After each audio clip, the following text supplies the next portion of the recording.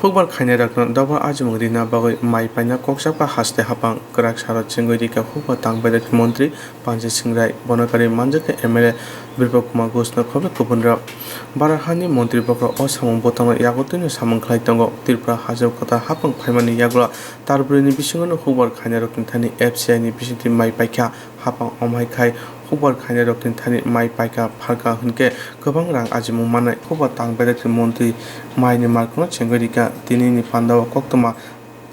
Narkna Thangtani Hukba Hamkraini kwbang ajimung manthong borok Hukba Rajya Koromti Khiklai Aboni Borok Manthong Tei Borok Manaibo Tongo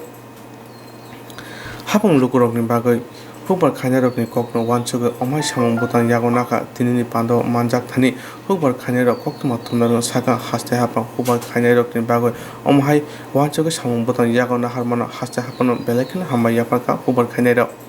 কথা বলেছি এবং সেখানে আরো কিছু সুযোগ কিভাবে দেওয়া যায় যাতে আরো কিছু লেবার পুরো বানানো যায় কিনা সেটা সরকার চিন্তা করবে ঠিক যেমনি আগে বিভিন্ন স্পট ছিল কম এখন বিভিন্ন জায়গায় অনেক বেশি স্পট আমরা বাড়িয়ে দিয়েছি কেননা যাতে কৃষকরা তার খুব নিয়ারেস্ট জায়গাতে আসতে পারে এই জেলার এই মহকুমাতে যথেষ্টভাবে কৃষকদের ধান যেখানে 2350 মেট্রিক টন দিয়েছিল যেখানে বড় মরশুমে যেখানে মাথাবাড়ি পেপানিয়া কাটনাবন মির্জা বিভিন্ন জায়গায় মিলিয়ে যেখানে 2350 মেট্রিক টন যেখানে ধান দিয়েছে বড় সিজনে ঠিক তেমনি এইবার খারিফ সিজনে প্রায় 1749 মেট্রিক টন ধান নেওয়ার পরিকল্পনা এই দপ্তর নিয়েছে আমি আশা করি অসুবিধা হলেও আপনারা নিজের প্রয়োজনে এবং একে অপরের সহযোগিতায় সরকার যে সিদ্ধান্ত নিয়েছে আপনাদের রোজগার বাড়ানোর জন্য শুধু সরকারও বিশ্বাস রাখুন সহযোগিতা করুন আগামী দিনে রাজ্যের কৃষককে নিজের পায়ে দাঁড়াবার ব্যবস্থা সরকার করবেন যেখানে প্রতিটি পরিবার কৃষকের এই সম্মান আত্মসম্মান বুঝতে হবে যে আমরা ছোট নই আমাদের দ্বারা এই রাজ্যের মানুষ তার খাদ্যের জোগান পায় এবং সেখানে আপনাদের সম্মান বৃদ্ধি হয় সেই ব্যবস্থা সরকার করছে তাই আমি সকলকে ধন্যবাদ জানিয়ে ফুড ডিপার্টমেন্ট এবং আমাদের মহকুমা শাসক থেকে আজকে এখানে কি লেগে আছেন মূলত ধান বিক্রি করার জন্য কতটুকু ধান বিক্রি করছেন আমি 1200 কেজি ধান বিক্রি করতেছি রাজ্য সরকারের কাছে কারণ আমরা এই রাজ্য সরকারের যে উদ্যোগ আমরা খুবই আনন্দিত কৃষকরা আগামী দিন আমরা কৃষকের মনে যে আনন্দ জাগছে সে আনন্দটুকু আরও বেড়ে যাবে রাজ্য সরকারের উদ্যোগে তাই আমি কৃষকের পক্ষ থেকে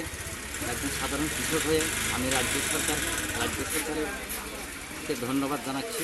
সঙ্গে বিপ্লব কুমার দেব মহাশয় মাননীয় মুখ্যমন্ত্রী এবং কৃষিমন্ত্রী পরাণজিৎ সিংহ রায় মহাশয়কে আমি আমার